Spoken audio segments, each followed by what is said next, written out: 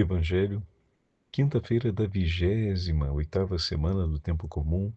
Hoje, memória de Santa Margarida Maria Alacoque, religiosa, e Santa Edviges, viúva.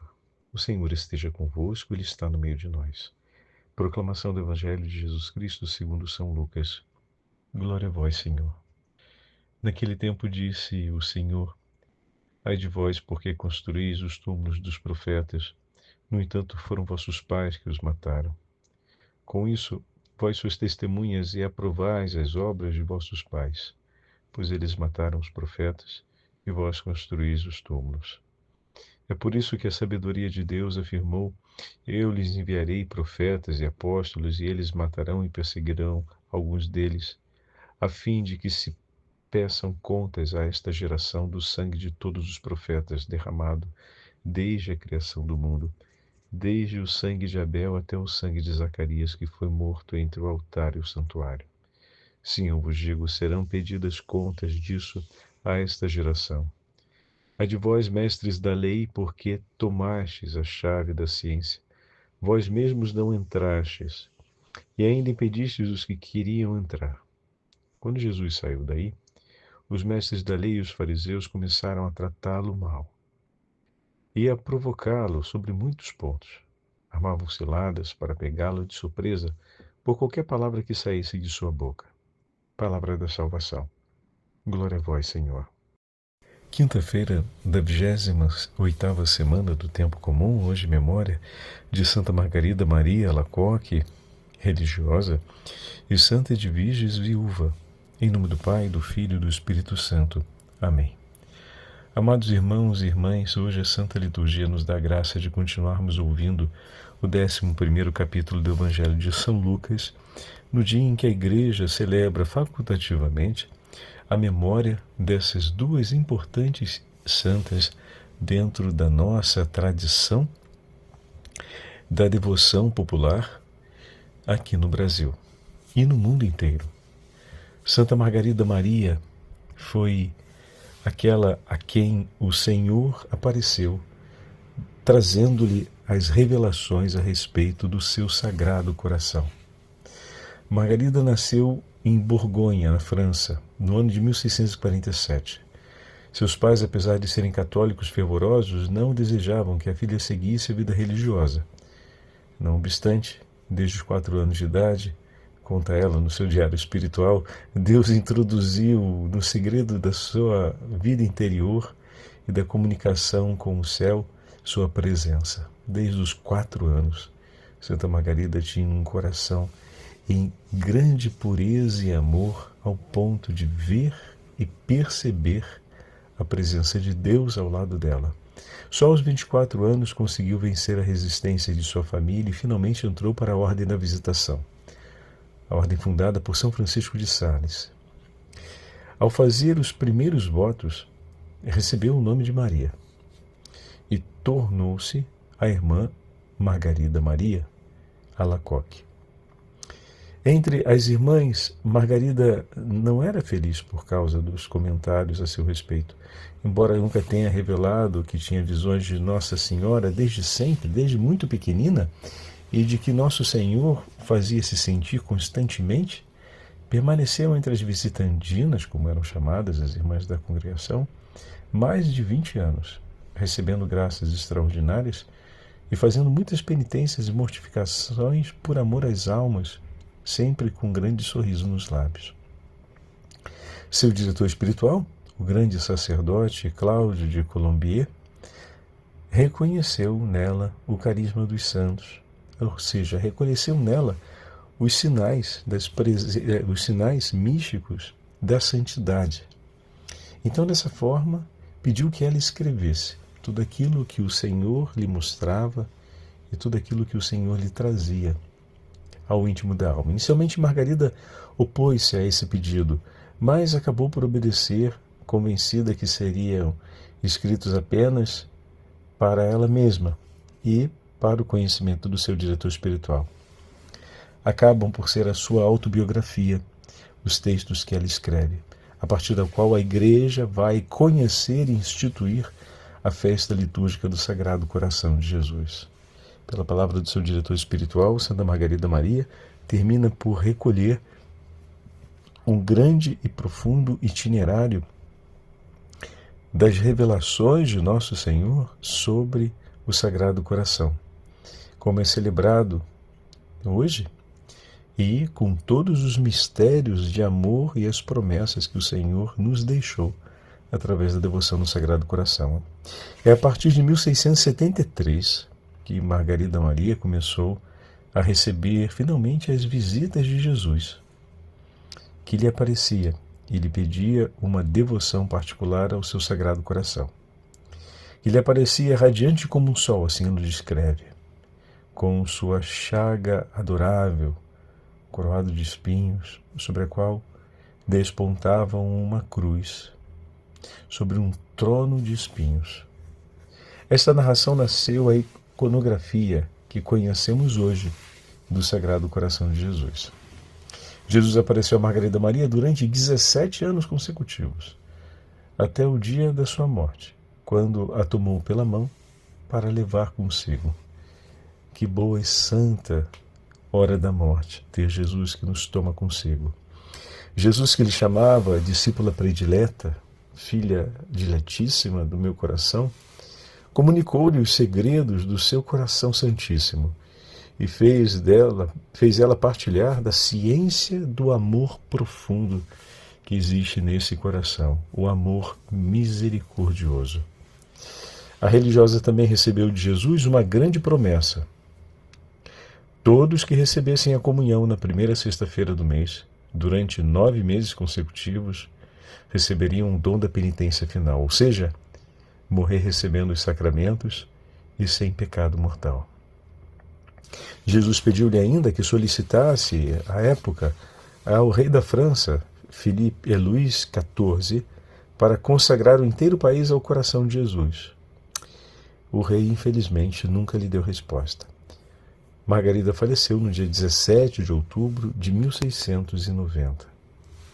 Então, essa é a história de Santa Margarida Maria, aquela que recebeu as revelações do Sagrado Coração de Jesus.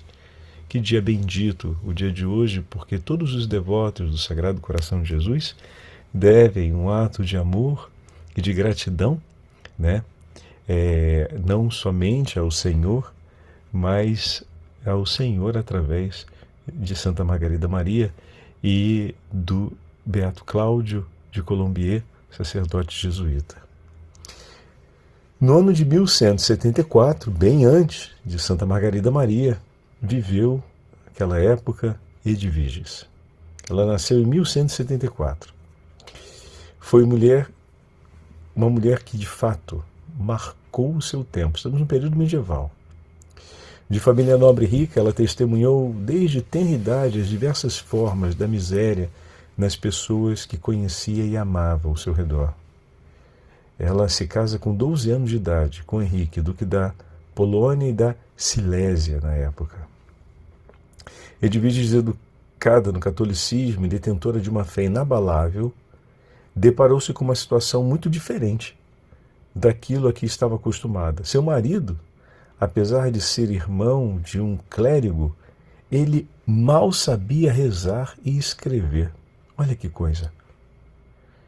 Cristã na verdadeira acepção da palavra, a esposa de Henrique, Edviges, tomou de imediato a educação religiosa de seu marido a seu cargo. Que coisa bonita, né? Como é importante a gente conhecer a vida dos santos, porque muda alguns paradoxos que às vezes a gente escuta absurdamente, né, nas narrativas a respeito da Idade Média. Então foi ela, letrada aos 12 anos de idade, quem educou seu marido, que tinha o poder e a autoridade de rei, ensinando-lhe não apenas a fé, mas também o caminho das letras. Não deu muito sucesso com essa parte das letras, mas da fé realmente foi decisivo. Todos os dias se dirigiam à capela, ambos, a capela que estava mais próxima do castelo, onde moravam, para participarem da Santa Missa, o que era algo não comum naquela época. Mas as suas devoções a Cristo e à Virgem Maria não ficaram apenas na participação da missa e na oração pessoal. Durante as prolongadas ausências de seu marido que saía para combater com seu exército, Edviges aproveitava esse tempo para visitar as famílias que viviam na miséria e aquelas que passavam maior necessidade, e procurava corresponder a cada uma delas com assistência material e, quando necessário, espiritual, que era preciso. Lavradores presos porque não conseguiam pagar seus impostos, mulheres humilhadas que se prostituíam para sustentar seus filhos e uma quase inexistente assistência social, foram praticamente o terreno fértil, onde Santa Edviges lançou-se para realizar a caridade e agir com compaixão, ajudando a pagar as dívidas, salvando as mulheres do caminho da prostituição e ajudando, sobretudo, aqueles que se encontravam em orfandade ou em situação de perigo a terem de novo a estabilidade de uma casa e suficiente proteção para continuar a vida. Assim ela se torna a defensora das mulheres humilhadas, a padroeira dos endividados, a mãe para muitos órfãos e viúvas. Depois de perder seu marido e seus 2 filhos, de maneira precoce, Edviges, ao invés de reivindicar o poder, ela se retira para o convento de Trebnitz, onde ainda hoje o seu corpo ele é venerado, e ali viveu o resto de sua vida em jejum e penitência, até a idade de 69 anos. Sua humildade foi recompensada com o dom dos milagres, tanto em vida como depois de sua morte. A sua entrega a Deus foi tão grande que nessa vida recolhida, Edviges realizou inclusive inúmeros milagres que Deus lhe permitiu para confirmar a fé do povo de Deus no nome do Senhor e a esperança daqueles que eram necessitados do sustento e da misericórdia, do pão de cada dia e do perdão de seus pecados. 2 exemplos que contrastam com o evangelho de hoje, quando o Senhor chama cada um daqueles mestres da lei e fariseus que o escutam a uma atitude de humildade e de reconhecimento do poder e da grandeza de Deus e da sua própria condição. Como falta ao coração daqueles que temem a Deus o dom da humildade. Dom bendito que nos aproxima do Senhor e que nos possibilita a graça de estarmos em comunhão com Deus. Santa Catarina de Sena escreve linhas belíssimas falando a respeito desse dom que ocupou a vida e marcou a vida de Santa Margarida e de Santa Edviges, o dom que, por excelência, é o dom mais elevado do coração da Imaculada Virgem Maria, a humildade que é a rainha de todas as virtudes. Santa Catarina de Sena, escrevendo a rainha de Nápoles, diz as seguintes palavras: onde se encontra a verdadeira humildade, Senhora minha? No conhecimento de nós mesmos, pois a alma que reconhece que não é nada e que todo o seu ser vem de Deus, não pode levantar a cabeça com orgulho contra o seu Criador, nem mesmo contra o seu próximo. Pois o que não é nada por si mesmo não pode orgulhar-se, apenas agradecer por aquilo que recebe. E onde é que a alma se aflige pelas suas faltas?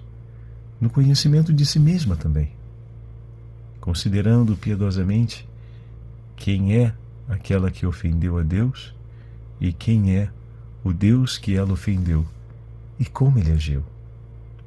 Por nossa culpa, perdemos a vida da graça e a nossa dignidade. Mas por quê? Porque não sabemos o que se segue à falta, nem para onde é que ela nos conduz. Se o soubéssemos, rainha minha, se o soubéssemos verdadeiramente, abandonaríamos os vícios e os hábitos desordenados e abraçaríamos a virtude, porque nos conduz à morte para longe de Deus.